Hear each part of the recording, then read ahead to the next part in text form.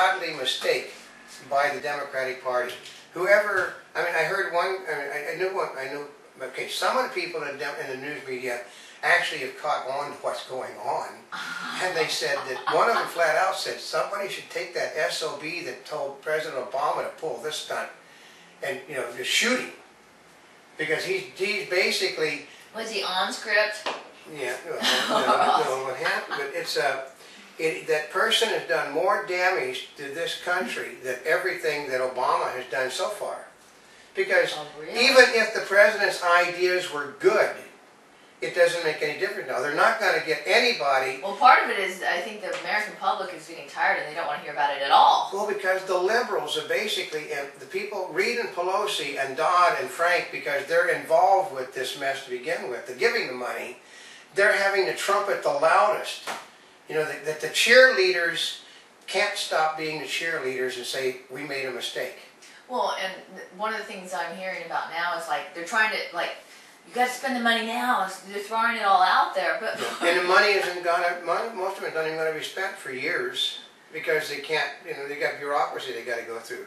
But that money that's supposed to be spent basically may not be spent now because they're gonna. People are demanding that it all be stopped. They want the bailout stopped. They want the stimulus stopped. They want the spending stopped.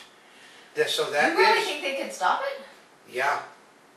Basically, you can... Oh, because it actually comes out on April Fool's Day. Yeah, which they said that well, it was done. They only chose that day April 1st because it was the first of the month. First of a quarter. They could have done, you know, the end of March. Oh, March 30th. Could have used that day just as easy as April 1st because it would have been the same. But instead, they first simply day of second quarter. Instead, they picked April Fool's Day, which was another signal of not very intelligent thinking. You know, but they have damaged. You know, like no one will ever know now whether Obama's programs could have worked. They'll never know because the public, Reid, Pelosi, and Dodd and Frank, who are in charge of the purse strings, cannot simply start giving money away now. The outrage, the public is so outraged, and we do have one thing that they can't stand up to, which is a recall. Who can't stand up to? Okay, Reid, Pelosi, Dodd, Frank, all of these people can be recalled. Well, that's true, they can, but, I mean, isn't their constituents are angry at them. Oh, Their own constituents are mad at them for citing one thing. I mean, what do you think? Okay, right now, it's better to be the party of no than the party that's giving money away, because they're not blaming the Republicans. Well, I thought that Reid and Pelosi and Dodd, I mean, they were all pretty secure in their own areas. The people are pissed off in their areas because they say, they said that 2/3 of the people in each one of those areas that voted for him say that they are responsible for this mess. They are responsible for it.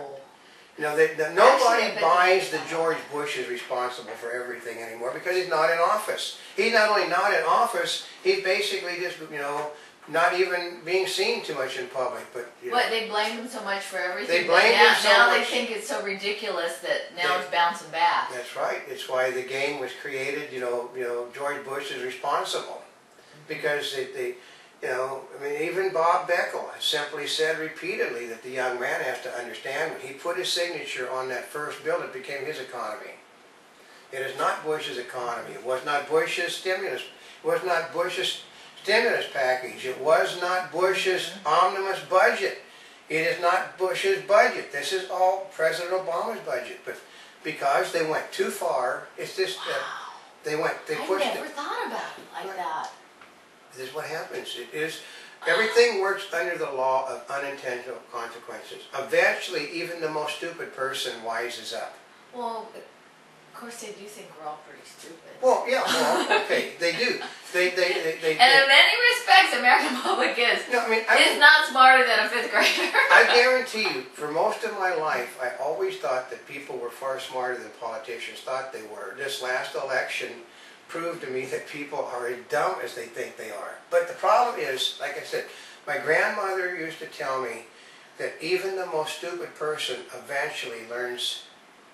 You can't help with the most stupid person learning because we have a capability of learning, and everybody does learn.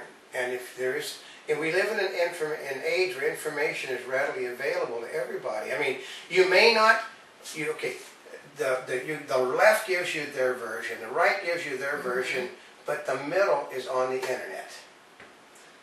Why do you say the middle's on the internet? Because it's the only place that they have that they can go to talk to one another. Oh, you know what? You're right. The middle is ignored by the I media. hadn't even thought about that. But on the internet, which is where we are. the middle can talk to everybody. We are in the middle. You know, we talk. Like I blame. As you can hear when you listen. No, but I totally blame this mess not on Barack Obama, because everybody knew Obama was going to do exactly what he was going to do.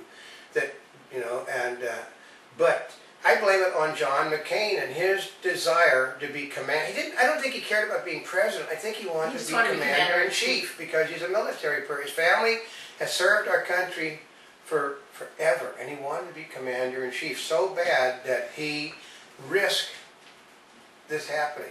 And now he's trying to undo what he did, but you can't undo it because, like it or not, for the next 4 years you have Mr. Obama. I mean, he's already a lame duck president, according to a lot of people. I know, which it isn't even 100 days. I know. His ratings are less than George Bush's was, and people basically, okay, Democrats were almost unanimously against George Bush from the day he got elected. But, well, it did help unite them. But Mr. Obama is losing his base. He's lost the moderates, he's lost the independents, they never had the Republicans. I mean, okay. And the far left are getting mad because they don't think he's gone far left enough. I know, they think well, wait a minute, what does he have left then? He doesn't have much left. No, his disapproval ratings are within 10 points of his approval ratings now. Really? That's right. They're climbing, they said they are climbing disproportionately because he said he's angered so many people on every side of the issue. Now, they're blaming him. They're flat out blaming him for this. Really? Yeah, this happened. He's the one. Paying the bonuses. He gave them the extra money that they used to give out. If he hadn't given them the extra money, he approved of that. It doesn't make any difference because he had to sign off on it. George Bush signed off on the first one. The big one he signed off on. I know, because AIG has gotten a lot of money. Like $180 billion. And they also were using the bit, trying to get class warfare going. Well, they gave $102 billion to foreign banks and stuff. The money was specifically given to them to clean up toxic assets. They cleaned up $102 billion in bad assets. They did exactly what they were supposed to do with the money. But they put that out, and unfortunately, people are now starting to find out, you know, well, they paid off bills with the money that they were given to pay off bills with. My God, how un-American to actually do what you were supposed to do with it. Well, they did do what they were supposed to do on that then. Right, but we got a sleight of hand going on right now, and I can guarantee you, you know, I've seen. Okay, I knew that the economy was going to go down because the housing was way too high. Well, and that was even before gas went crazy. And then with the gas, the housing was disproportionate because But we'd have hung out for a few more years without the gas going up to $150 a barrel. Yeah, because I remember it's like when my sister bought her house. She bought her house. She hadn't seen it, and she felt like she needed to do it because she was afraid of missing out. Yeah. And you know, it's one of those things, and people were bidding on things sight unseen.